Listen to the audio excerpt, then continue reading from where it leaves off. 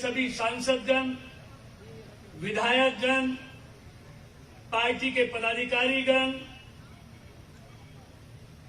और नगर निगम में चुने हुए सभी जनप्रतिनिधि भाइयों बहनों और आज के इस कार्यक्रम में आए हुए सभी आदरणीय माताओं, बहनों, बुजुर्गों और भाइयों, नौजवान साथियों, पत्रकार और छायाकार मित्रों, साथियों, महान त्याग बलिदान की देवी पन्नाधाय गुजरी के मूर्ति अनावरण के इस समारोह में शामिल होकर मैं अपने आप को बहुत गौरवान्वित महसूस कर रहा हूं।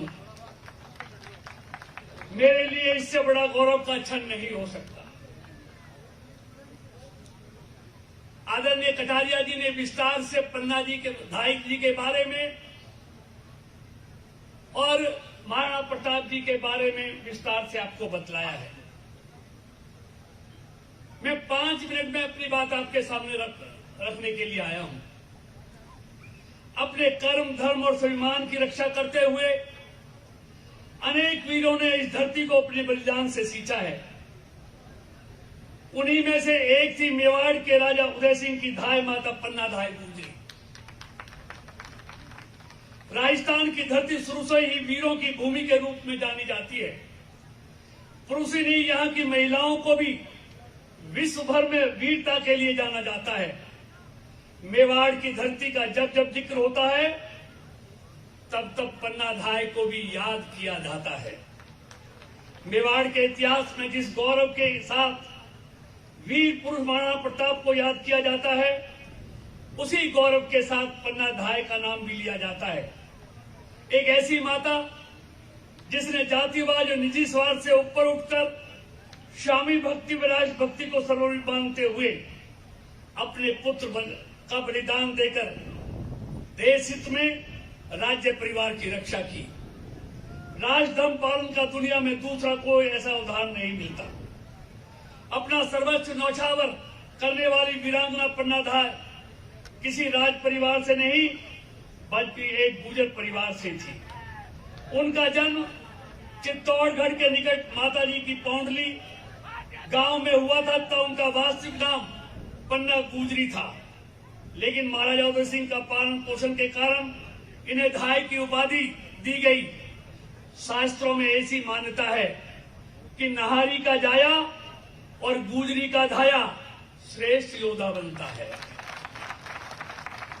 पन्नाधाय के पिता हरचंद हाकला एक साहसी योद्धा थे। इन्होंने राजा राणा संग्राम के साथ कई युद्धों में भाग लिया एवं राणा संग्राम की सेना में लड़ते हुए वीर गति को प्राप्त हुए। हरचंद हाकला राष्ट्रभक्ति और राष्ट्रभक्त के साथ साथ एक सच्चे योद्धा भी थे। ऐसे में उनकी पुत्री का धाय माता बनना एक वीर योद्धा के लिए सबसे बड़ा सम्मान का विषय था। रानी करवती के गर्भ में 14 अगस्त 1521 को उदय सिंह का जन्म हुआ था। उदय सिंह के जन्म के बाद ही रानी करवती का स्वास्थ्य बिगड़ गया, वे बीमार रहने लगी। तब रानी करवती के हालात को देख पन्नाधाय को उदय सिंह की धाय मां बनाया गया। पन्नाधाय ने अपने इस कर्तव्य को एक वीरांगना की तरह निभाया और साबित कर दिया कि वो भी जन्म से एक शेरनी है। उन्होंने अपने स्वामी के प्रति वफादारी के कर्तव्यों को हर परिस्थिति में बड़ी निष्ठा से निभाया। साथियों, पन्नाधाय ने जुलाई 1521 ईस्वी में एक शिशु को जन्म दिया था जिसका नाम चंदन रखा गया। उन्होंने अपने पुत्र का बलिदान देकर राजकुमार उदय सिंह की जान कैसे बचाई, ये वाक्य भी बहुत रोचक है जो आदरणीय कटारिया जी ने विस्तार से आपके सामने रखा है। राजकुमार उदय सिंह के घराने से संबंध रखने वाला बनवीर गद्दी हासिल करना चाहता था और एक दिन उदय सिंह को मारने के लिए उसके महल की ओर चल पड़ा। जब पन्नाधाय को यह पता लगा कि बनवीर उदय सिंह को मारने के लिए महल की ओर जा रहा है तो उसने अपने पुत्र चंदन को उदय सिंह के पलंग पर सोने के आदेश दिए। वह उदय सिंह को कक्ष में रखे हुए बांस की टोकरी में इस प्रकार बैठने को कहा कि उसका कोई भी अंग टोकरी के बाहर दिखाई न दे। पन्नाधाय की सोच के अनुसार उदय सिंह की मृत्यु न होकर यह समस्त मेवाड़ की मृत्यु होगी। यदि मेवाड़ जीवित रहता है तो कोई नहीं मरता, मेवाड़ की रक्षा के लिए शहीद होना ही अमरता है। व्यक्ति कौन? मेवाड़ प्रमुख धर्म और संस्कृति की रक्षा हेतु मेवाड़ का संगठित और शक्तिशाली होना आवश्यक है। इसलिए पन्ना धाय ने परिस्थिति के अनुसार अपने पुत्र का बलिदान देना सर्वोत्तम समझा। पन्ना ने उदय सिंह को तत्काल बांस की टोकरी में बैठाया और टोकरी को फूलों पत्रों आदि से अच्छे ढंग से ढककर वहां उपस्थित अपनी एक विश्वासी दासी बारिन द्वारा महाराज उदय सिंह को महल से बाहर सुरक्षित स्थान पर पहुंचा दिया। उधर पन्नादाई का पुत्र चंद्र माता के आदेश के अनुसार कपड़े बदलकर उदय सिंह के पलंग पर लेट गया। चंदन को ज्ञान था कि कुमार के पलंग पर नहीं सो रहा है, अभी तो अपनी मृत्युशैया पर लेट रहा है। फिर भी मां की आज्ञा को स्वीकार कर उसने भी राजभक्ति का एक अनोखा अविश्वसनीय उदाहरण प्रस्तुत किया। पति की मृत्यु एक मात्र पुत्र की मृत्यु शैया पर सुनाना, इससे बढ़कर त्याग बलिदान की घटना विश्व में अब तक कहीं सुनाई नहीं दी। मित्रों, सोचिए कैसे जिया होगा पन्नादाय ने उन क्षणों को। हिमालय जैसा दृढ़ संकल्प एवं इच्छा शक्ति की धनी थी वह। कुछ क्षणों के पश्चात तलवार हाथ में लिए बनवीर पन्ना के सामने खड़ा था। जब आदेश पर सवरों में उदय सिंह के बारे में पूछा तो पन्ना धाय ने उसके सामने आकर खड़ी हो गई, किंतु बनवीर को तो जुनून सवार था, वह किसी भी तरह से विलंब बर्दाश्त नहीं कर सकता था। अतः पन्ना धाय को धक्का देकर एक ओर कर दिया और पलंग की ओर बढ़कर बनवीर के अगले क्षण में तलवार के चंदन के टुकड़े कर दिए। बच्चे के मुख से तो चीख निकली, लेकिन पन्ना तो हाय तक भी नहीं कर सकी। मेवाड़ का प्रकाश में करते हुए चंदन रूपी दिया सदा सदा के लिए बुझ गया। यह भी ज्ञान आचार्य की बात है कि मान त्याग के उपरांत भी पन्ना अविचलित और संतुलित रही। सुबह अंत्येष्टि होने पर सारा भेद खुल जाता, अतः रात्रि को ही उसने मृत पुत्र का दाह संस्कार बेड़च नदी के किनारे कर दिया, ताकि बनवीर को यह भेद न लगे कि हत्या महाराजा उदय सिंह की हुई है चंदन की। इसके बाद पन्ना उदय सिंह के दुश्मन से बचाने के लिए जंगलों में भटकती रही और एक के बाद एक संघर्षों का सामना करते हुए महाराज उदय सिंह को कुंभलगढ़ महल में शरण देकर उन्हें सुरक्षित रखा। इस प्रकार चंदन के बलिदान की अग्नि में से उदय सिंह श्रवण के समान प्रतीत होकर महाराणा बने।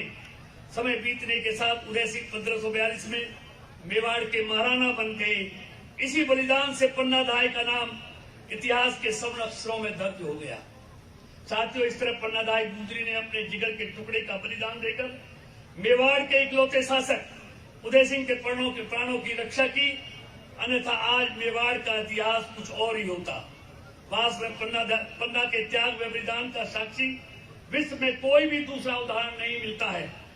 उन्होंने जिस तरह जाति धर्म निस्वार्थ से ऊपर कर राष्ट्र धर्म व स्वामी भक्ति की सर्वोत्तम मिसाल कायम की, वे मेवाड़ ही नहीं अभी तो भारत के गौरवशाली इतिहास में स्वर्ण अक्षरों में लिखा गया है। साथियों, मुझे इस समारोह में शामिल होने का अवसर मिला, मेरे लिए सौभाग्य की बात है। एक बार मैं पुनः त्याग बलिदान की देवी को सादर सत नमन करता हुआ अपनी वाणी को विराम देता हूं और आप सबका बहुत धन्यवाद करता हूं, और खास तौर से कटारिया जी का, जिन्होंने इतना अच्छा आयोजन और एक अच्छी पहल, जैसे हमारे प्रधानमंत्री जी देश के महापुरुषों की प्रतिमाएं लगाने का काम पूरे देश में कर रहे हैं, ऐसा ही एक अच्छा कार्य गुलाब चंद कटारिया जी और उनकी पूरी टीम ने किया है। क्योंकि अगर हम ऐसे महापुरुषों की, ऐसे बलिदानियों की हम मूर्तियों का ये इस तरह अनावरण नहीं करेंगे तो आने वाली पीढ़ियों को त्याग और बलिदान की प्रेरणा कहां से मिलेगी। ये शुभ कार्य उन्होंने किया है, उसके लिए मैं कोटि कोटि अपनी तरफ से भी और अपने तमाम समाज की तरफ से भी उनका हृदय से धन्यवाद करता हूं, अभिनंदन करता हूं और अपनी वाणी को विराम देता हूं। आप सबका बहुत बहुत धन्यवाद। भारत माता की बहुत बहुत आभार माननीय कृष्णपाल जी साहब गुर्जर का।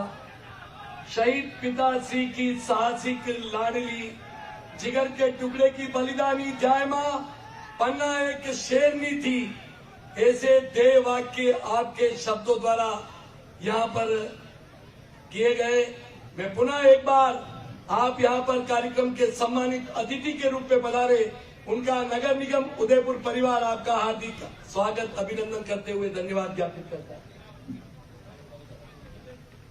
हाँ, मैं बुला रहा हूं।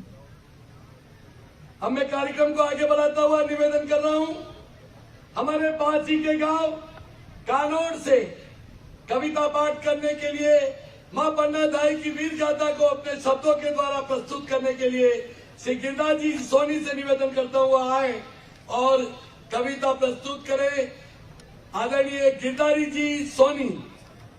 सम्मानित मंच, उपस्थित सज्जनों, मेवाड़ के प्रसिद्ध कवि निरंजन मासूम द्वारा लिखी हुई मेवाड़ की घटना प्रधान स्वामी भक्ति की कविता प्रस्तुत कर रहा हूं, जिसका शीर्षक है पन्ना था।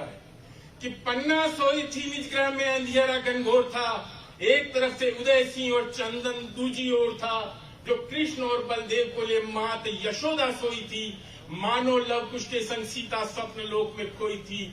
उन बालकों सी आप कहाँ थी पूर्णिमा के चांद में, कि दो सिंह पुत्र अलमस्त पड़े जो शेरनी की मांद में, मगर अचानक दौड़ी दौड़ी मूला दासी आती है और पागलों सी विस्मित मूला गाय गाय चिल्लाती है कि जागो जागो पन्ना जागो, ये सोने का वक्त नहीं। और बात हकीकत बता सकूं, ये छाती इतनी सख्त नहीं कि माता हमसे कपट किया मेवाड़ की तकदीर ने और हत्या कर दी महाराणा की भेड़िए बनवीर ने।